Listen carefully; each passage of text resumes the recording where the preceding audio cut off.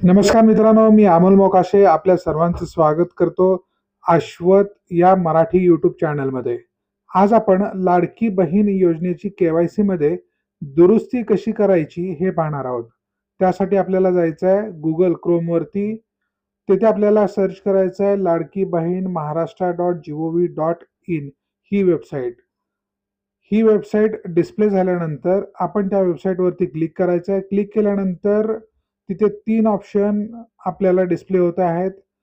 लाभार्थ्याकडून चुका झालेल्या असल्यास किंवा ज्यांचे वडील पती हयात नाहीत व ज्यांचा घटस्फोट झालेला असल्यास किंवा ज्यांनी आतापर्यंत ई-केवायसी केली नाही अशांसाठी ह्या तिन्ही ऑप्शनवरती ब्लिंकिंगवरती आपण क्लिक केल्यानंतर ज्यांची केवायसी करायची आहे त्यांच्यासाठी ॲप्लिकेशन ओपन होईल. त्याच्यामध्ये ज्यांची केवायसी करायचं आहे त्यांचा आधार कार्ड आपल्याला टाकून घ्यायचा आहे. त्याच्यानंतर खालच्या बाजूला जो कॅप्चा डिस्प्ले झालेला आहे तो कॅप्चा जसाच्या तसा टाकून घ्यायचा आहे. त्याच्यानंतर खाली मला मान्य आहे या डिक्लेरेशनवरती क्लिक करून सबमिट बटनावरती क्लिक करायचं आहे. त्यानंतर लाभार्थ्याच्या आधारशी संलग्न असलेल्या आधार कार्डच्या मोबाईलवरती एक आपल्याला ओ-टी-पी येईल. कधी-कधी ओ-टी-पी यायला थोडासा उशीर पण होऊ शकतो. 1 मिनिटापेक्षा जास्त कालावधी लागू शकतो. ओ-टी-पी आल्यानंतर तो ओ-टी-पी आपल्याला इथे टाकायचा आहे. त्यानंतर सबमिट बटनावरती क्लिक करायचं आहे.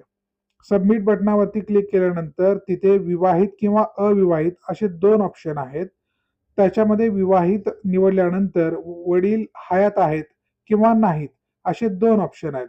वडील हयात आहेत त्याच्यावरती क्लिक केल्यानंतर परत वडिलांचा जो आधार कार्ड नंबर आहे तो आधार कार्ड नंबर आपल्याला इथे टाकून घ्यायचा आहे. वडिलांचा आधार क्रमांक जसाच्या तसा टाकल्यानंतर आपल्याला या फॉर्ममध्ये खालच्या बाजूला परत कॅप्चा डिस्प्ले होईल. तो कॅप्चा जसाच्या तसा टाकून घेतल्यानंतर मला मान्य आहे वरती क्लिक करून सबमिट बटनावरती क्लिक करायचं आहे. यानंतर वडिलांच्या आधारशी संलग्न असलेल्या मोबाईलवरती एक ओ-टी-पी येईल.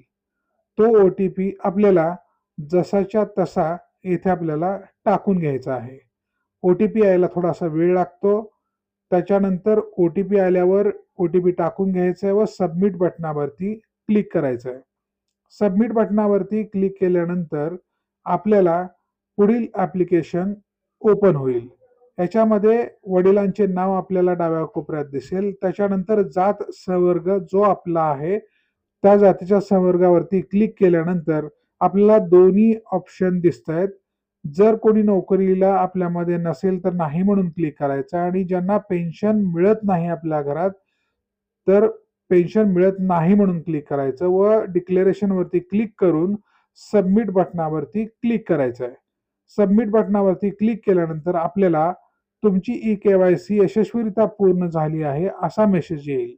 असा मेसेज आल्यानंतर आपली ई-केवायसी यशस्वीरित्या पूर्ण झालेली आहे. धन्यवाद. भेटूया पुढच्या व्हिडिओमध्ये.